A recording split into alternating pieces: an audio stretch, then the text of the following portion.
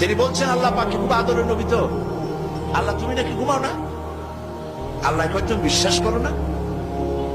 হযরত মুসা আলাইহিস সালাম বললেন আল্লাহ অবশ্যই বিশ্বাস করি, তবে বুঝি না বিষয়টা কি, বুঝি না কেমনে না ঘুমাই পারে, বুঝি না। আল্লাহ আচ্ছা ঠিক আছে, তুমি যখন বিশ্বাস করছো তখন আর অসুবিধা নেই, বিশ্বাস না করলে মুসিবত ছিল।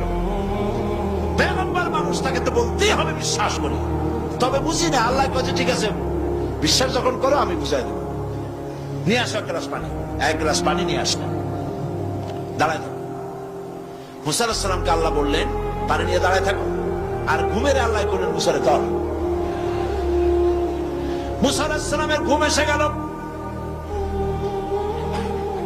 ঘুমের আমেজে হাতটা শিথিল হয়ে গ্লাসটা পড়ে ভেঙ্গে চুরমার হয়ে গেল।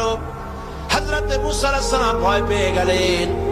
আল্লাহ পাক শুনায় দিলেন ভয়ের কোনো কারণ নাই, একটা পরীক্ষার জন্য